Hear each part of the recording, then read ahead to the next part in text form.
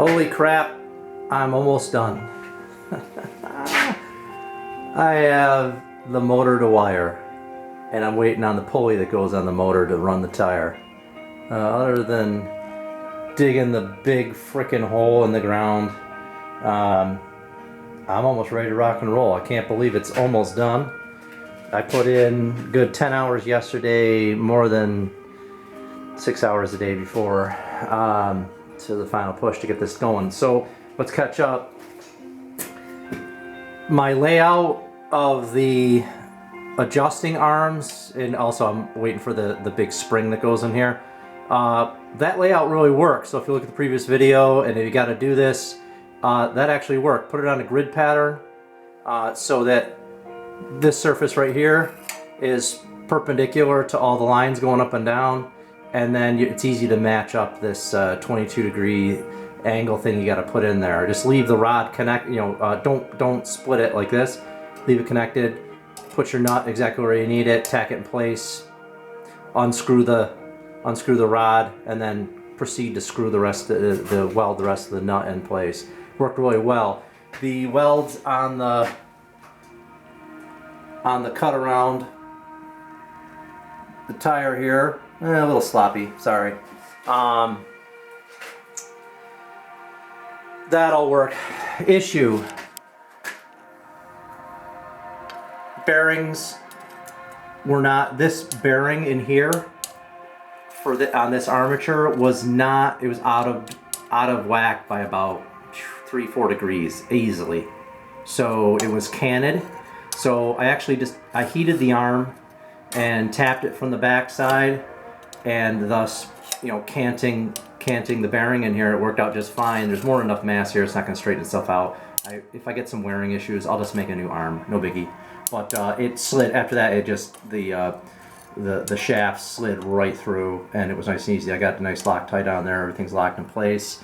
Then this slides around. This works quite well, but the brake is on. But it works. Without the spring, obviously the hammer doesn't go up and down. So anyway, so this motor, called a buddy of mine, figured out how to wire it. It's actually very simple. Just follow the directions. I have a habit of not doing that. Here it is, high voltage. Focus. Screw it. Anyway, it's a Harbor Freight 1 horsepower motor. You get the picture. Just follow the directions. It's really simple. It's not as bad as everyone complains about. So, weld assembly for the brake aperture and the armature and the weldment for the motor mount. Everything lined up perfectly. It's got a nice angle piece on here. Clamped that in place. Welded it up. I actually put the motor on the plate first and then welded everything while it was up here so I could see. I drove this black outline right here, represents the where that wheel that's going to be spinning, that pulley that's going to be spinning. So I knew basically I needed a little bit of space here while the brake was on with some adjustment, etc. So I know that this is good. This is showing up today, so this will be cool. Definitely the neck here, this was totally twisty, wobbly, weaky. Someone else said that they ran into that. So I cut in 4 sections. I had a 24 by 24 inch, 1/4 inch plate, and I used the scrap of that. You can see this 90-degree angle with this radius cut out. Where have we seen that radius before? The circle for the tire, right? So I just cut that into 4 equal parts and welded on 90-degree angles, and this beam no longer twists. It is stiff as, well, it's stiff anyway. So it all worked out, and actually later on I'll be able to add a little bit of uniqueness to it. Maybe do some sort of design or whatever, but I'll probably just close it all in eventually. And that all went good.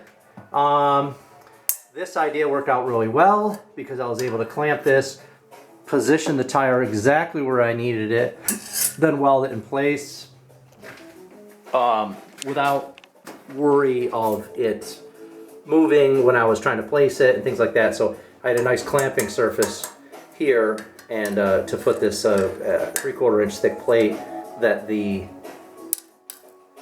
shaft here, the square end shaft, that right there is easy to weld on with all this stuff, so be able to keep it all aligned and nice. So I think we're almost ready to roll.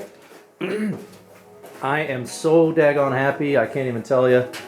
I don't know, total hours so far, I gotta look it up. I've been keeping track on iForge Iron, if you want to look on there.